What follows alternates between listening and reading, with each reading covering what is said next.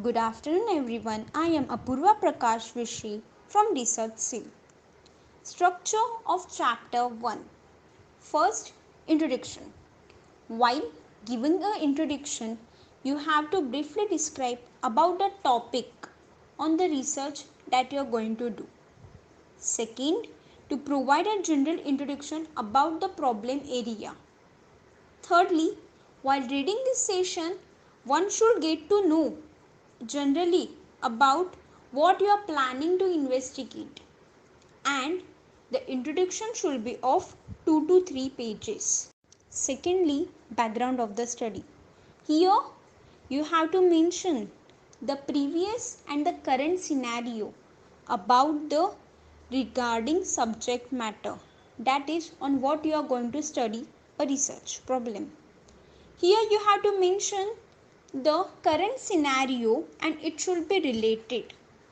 Also, here you have to mention the facts and the figures and it should be referred from the research paper, which should be from highly recognized research institutes. While doing background of the study, we have to mention the historical background of the topic and how it is currently related. Writing a background of the study should contain maximum 2 to 3 pages. Then comes the problem statement. Here one gets to know why the research actually takes place. Because there is a problem, there is a research. So the problem statement should be worth and it should be interesting.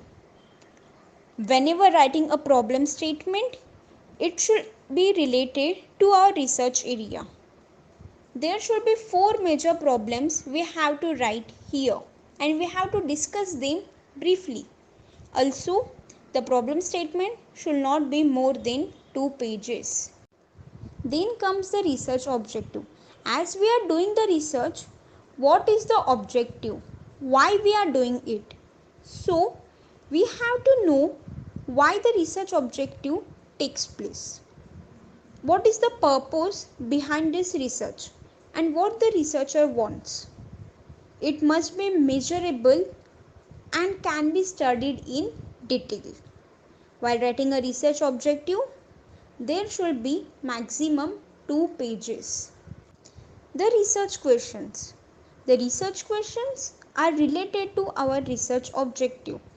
There should be some basic questions which should be put forward while doing a research. Also, it provides a direction to the study. The questions must be related to our research objective. The research questions should not be more than 2 pages. Then comes the scope of the study. What is the scope when we are doing a research problem?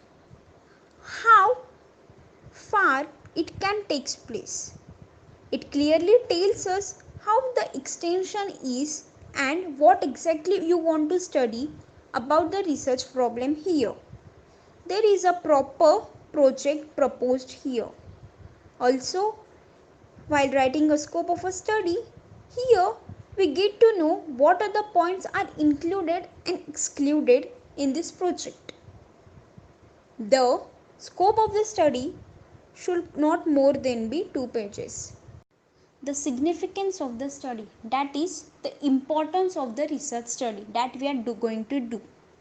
In this session, one can get to know that what is the importance of this study and how beneficial it is and what are the results which will be going to come.